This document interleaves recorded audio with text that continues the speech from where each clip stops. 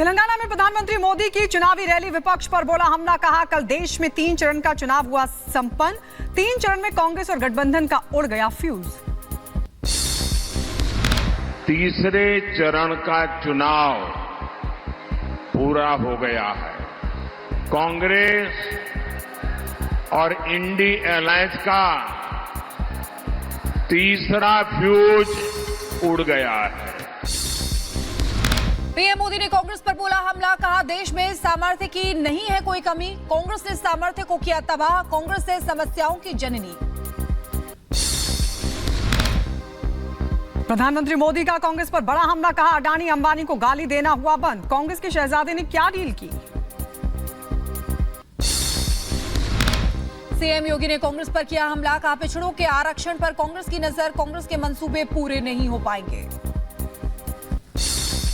CM Yogi Adityanath ने कहा बांटो और राज करो, ये कांग्रेस को विरासत में मिला, सत्ता में नहीं आ पाएगी कांग्रेस।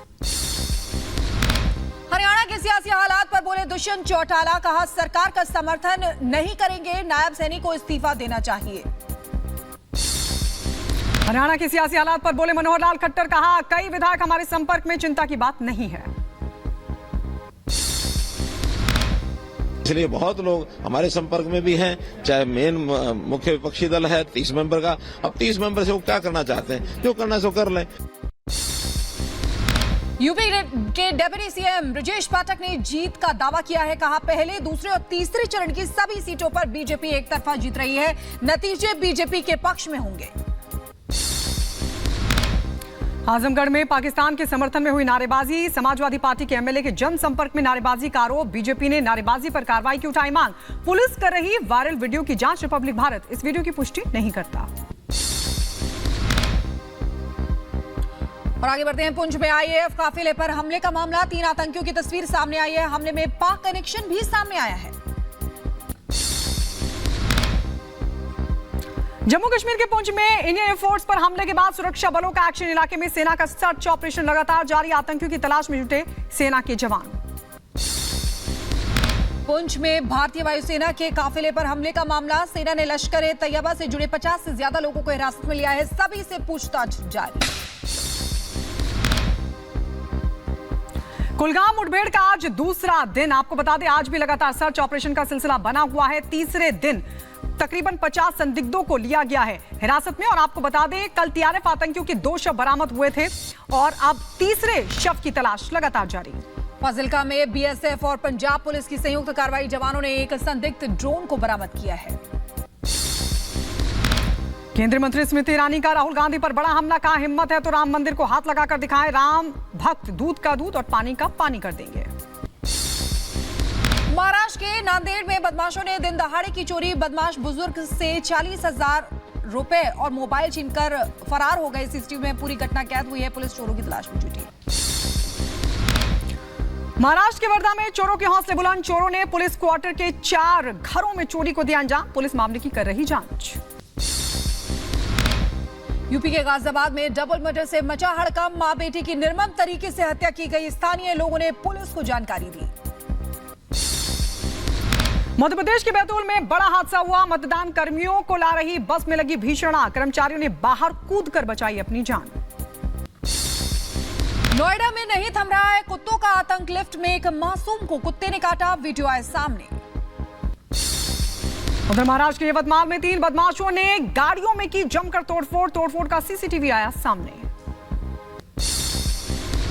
यूपी के अंबेडकर नगर में पुलिस को मिली बड़ी कामयाबी, 2 आरोपियों को गिरफ्तार किया है, एक बदमाश स्मैक के साथ अरेस्ट हुआ है, दूसरे आरोपी अपहरण के मामले में फरार चल रहा था।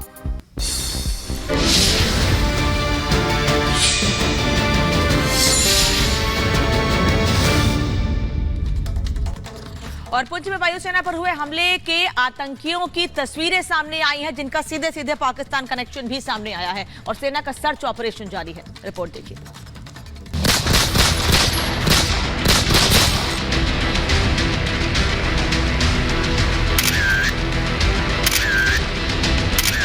ये वो तीनों आतंकी हैं जिन्होंने पुंछ में वायुसेना के काफिले पर हमला किया था, लेकिन अब इन आतंकियों की तस्वीरें सामने आ चुकी हैं और अब इनका खात्मा होना तय है। देश के दुश्मनों को खोजकर उनके सफाई की तैयारी तेज हो गई है। अबू हमजा जो लश्कर ए तैयबा का कमांडर है, फौजी नाम का पूर्व पाकिस्तानी सेना कमांडो भी इस हमले में शामिल था। इसके अलावा पाकिस्तानी आतंकी अदून भी है। इंडियन एयरफोर्स पर हमले का पाकिस्तान कनेक्शन भी सामने आ गया है। रिपब्लिक भारत के पास आतंकियों की ये एक्सक्लूसिव तस्वीरें हैं जिसमें आतंकी जाते हुए दिखाई दे रहे हैं। आतंकियों के पास हथियार भी साफ दिखाई दे रहे हैं। आतंकी अबू हमजा के पास M4 असॉल्ट राइफल दिख रही है, तो पूर्व पाकिस्तानी कमांडो फौजी ने शॉल के नीचे राइफल छिपा रखी है। तीनों आतंकी लश्कर ए तोयबा के आतंकी हैं। ये आतंकी राजौरी पुंछ में लगातार जो घात लगाकर हमले हो रहे हैं उनके पीछे थे।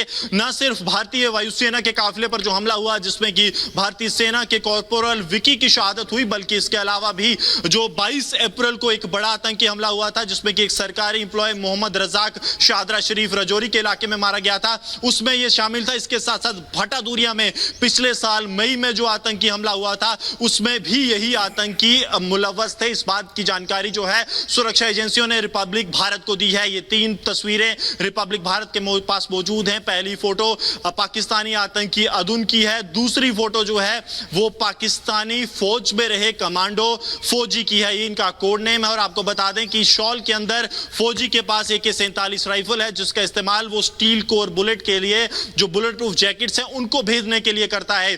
तीसरी तस्वीर जिस आतंकी के हाथ में आपको एक बंदूक दिख रही है, ये आतंकी अबू हमजा है जिसके हाथ में US में निर्मित M4 असॉल्ट राइफल है और इसी के जरिए इसने कई आतंकी हमलों को अंजाम दिया है। इधर देश के दुश्मनों की तस्वीर सामने आ चुकी है तो उधर घाटी में सेना का सर्च ऑपरेशन जारी है। पुंछ हमले के बाद घाटी में कई लोगों को हिरासत में लिया गया है। बताया जा रहा है कि सेना ने करीब 50 लोगों को हिरासत में लिया है जिनका संबंध आतंकी संगठन लश्कर ए तैयबा से रहा है। सभी को हिरासत में लेकर पूछताछ की जा रही है। सेना के जवानों को शक है कि ये सभी आतंकियों को सूचना देते थे। इतना ही नहीं, हमले के पहले और बाद की जानकारी भी आतंकियों तक पहुंचाने का शक है। पुंछ में आतंकियों की काराना हरकत के बाद एक्शन तेज हो गया है। पुंछ में हेलीकॉप्टर के जरिए भी सर्च ऑपरेशन चलाया जा रहा है।